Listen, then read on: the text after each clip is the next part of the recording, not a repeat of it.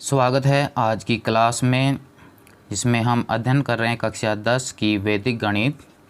प्रश्नावली 1.2 चल रही है और पार्ट 5वां है हमारे, जिसमें टॉपिक चल रहा है वर्ग संक्रिया।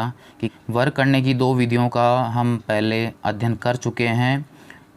सूत्र एकाधिकेन पूर्वेण द्वारा वर्ग तथा उपसूत्र अनुरूपेण द्वारा वर्ग करना, इन विधियों के द्वारा हम वर्ग कर चुके हैं। आज तीसरी जो विधि है वह है उपसूत्र यावधुनम तावधुनि कृत्य वर्ग च योजित। यह जो विधि है वह निखिलम विधि का ही दूसरा रूप है और इस विधि में जो विचलन लिया जाता है, विचलन की जगह यहाँ पर अधिकता व न्यूनता काम में ली जाती है। अधिकता का अर्थ होता है कि धन विचलन और न्यूनता का अर्थ होता है ऋण विचलन।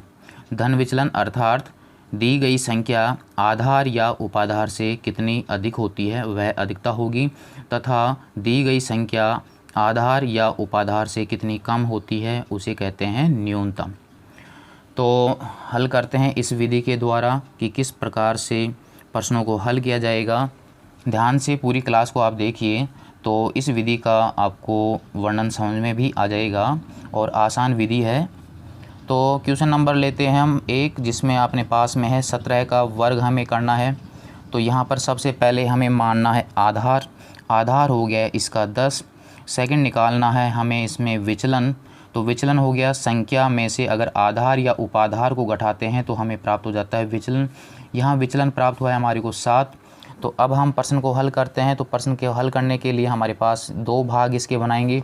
पहले भाग में हमें करना है संख्या में जोड़ना है या घटाना है विचलन को, तथा दूसरे भाग में विचलन का करना है वर्ग। तो संख्या हमारे पास में है 17 और विचलन हो गया प्लस का 7। तो 17 + 7 और दूसरे भाग में विचलन का वर्ग। तो 17 में अगर 7 जोड़ते हैं तो हमारे पास में आ जाएगा 24 और 7 का वर्ग अगर हम करते हैं तो यह आ जाता है 49 अर्थात 49। निखिलम विधि में हम देख चुके हैं कि इस भाग में उतने ही अंक रखे जाते हैं जितने कि आधार में शून्य होता है। यहाँ आधार में शून्य एक ही है, इसलिए यहाँ पर एक ही अंक रहेगा और वो अंक काउंट किए जाते हैं इकाई के अंक से। तो यहाँ पर 9 रहेगा। शेष अंक जो थे वो आगे वाले पद में जुड़ जाते हैं। तो 4 आगे जाके जुड़ जाएगा, उतार दीजिए हम इनको। तो 9, 4 में 4 जुड़ेगा तो हमारे पास में आ जाएगा 8, 2 आपके पास में आ जाएगा। तो 17 का वर्ग हो जाएगा हमारे पास 289 यावधूनम तावधूनी वाली विधि से। दोबारा से देखें, जिस संख्या का हमें वर्ग करना है उसके लिए हमें यहाँ पर दो भाग करने। पहले भाग में संख्या में जोड़ना है विचलन को चिन्ह सहित, प्लस का है तो प्लस और माइनस का है तो माइनस, और दूसरे भाग में करना है उस विचलन का वर्ग। नेक्स्ट क्वेश्चन हम देखते हैं, क्वेश्चन नंबर 2। जैसे मान लीजिए कि यहाँ पर दे रखा है 93 का हमें वर्ग करना है। तो यहाँ पर हमारे पास दो भाग हमें इसके करने थे। सबसे पहले लेंगे हम इसका आधार। तो आपकी जो संख्या दे रखी है वह आपके 100 के नज़दीक है, तो आधार हो गया इसका 100। हमें ज्ञात करना है इसका विचलन। तो विचलन हमारे पास में आ जाएगा संख्या में घटाना है आधार या उपाधार को, तो हमारे पास विचलन आ गया 0.7 अर्थात संख्या में 7 की न्यूनता है। जैसा कि हम देख चुके हैं तो पहले भाग में हमें लिखनी है संख्या और जोड़ना है विचलन को चिन्ह सहित। तो विचलन हो गया -0.7।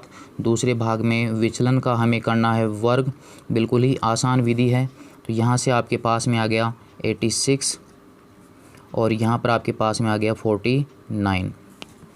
यहाँ पर 2 अंक हैं और आधार में भी 2 ही शून्य हैं, इसलिए यहाँ पर कोई परिवर्तन नहीं होगा। ऐसे कैसे संख्या को उतार देना है तो ये इसका वर्ग हो जाएगा 8649। यह इसका आंसर हो जाएगा। नेक्स्ट लेते हैं हम क्वेश्चन नंबर 3। 106 का हमें वर्ग करना है। तो 2 भाग हमें इसके करने हैं। तो सबसे पहले लेंगे हम इसका आधार। तो आधार हो जाएगा इसका 100। विचलन हमारे पास में आ जाएगा संख्या माइनस आधार बराबर आ गया +0.6। प्रश्न पे आ जाते हैं हम। तो हल करते हैं अब इसे। पहले भाग में संख्या जोड़ना है विचलन को चिन्ह सहित और विचलन का वर्ग। तो यहाँ पर हमारे पास में आ गया 112 और यहाँ पर हमारे पास में आ गया 36। 2 अंक यहाँ रहने चाहिए क्योंकि आधार में 2 शून्य हैं, 2 ही अंक हमारे पास हैं, तो ऐसे कैसे उतर जाएगा।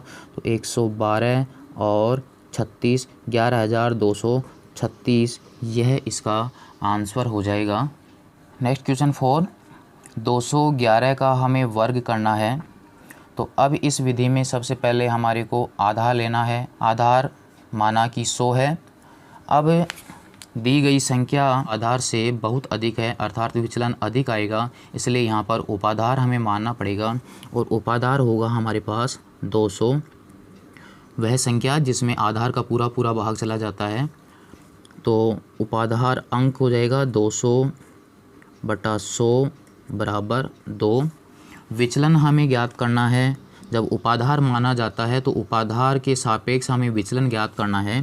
तो यहाँ पर आ जाएगी संख्या 211, घटाना है उपाधार को, तो अब हमारे पास विचलन आ जाएगा +11। हल करते हैं। 2 भाग हमने इसके किए। जब उपाधार अंक लिया जाता है तो प्रथम भाग में उपाधार अंक का अतिरिक्त गुणा किया जाता है। तो उपाधार अंक ब्रैकेट संख्या प्लस चिन्ह सहित विचलन और विचलन का वर्ग।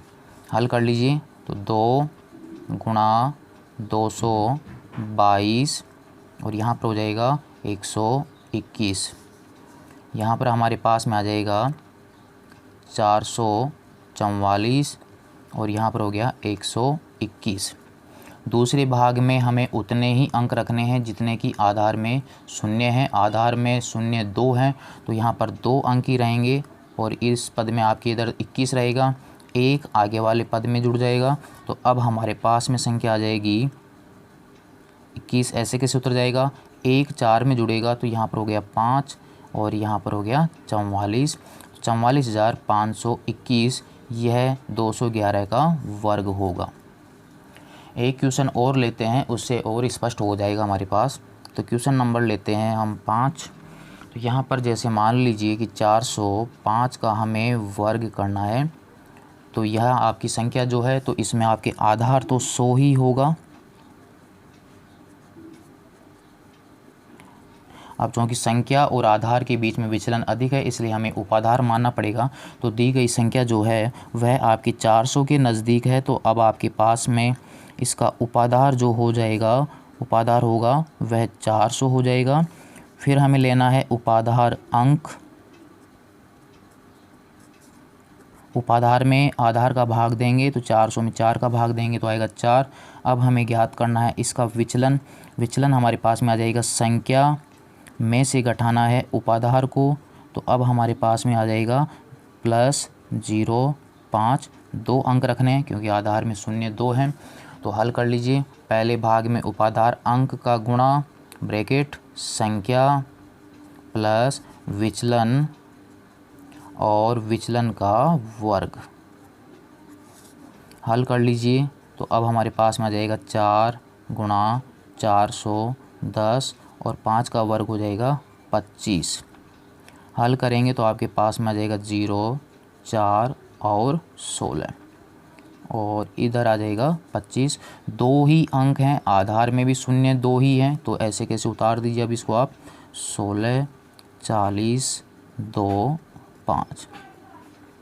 3 एग्जाम्पल नेक्स्ट यहाँ दिए हुए हैं। 95, 32 व 225 का वर्ग आप खुद करने की कोशिश कीजिए इन्हीं प्रश्नों को देखते हुए और आसानी से हो जाएंगे। तो आज हमने अध्ययन किया था उपसूत्र यावधूनम तावधूनी विधि से वर्ग करना, जो कि निखिलम विधि का ही एक दूसरा भाग है। तो अब नेक्स्ट क्लास में हम देखेंगे द्वंद्व योग विधि के द्वारा वर्ग तथा इष्ट संख्या विधि या जिसे संकलन व्यवकलन विधि भी कहते हैं के द्वारा वर्ग करना।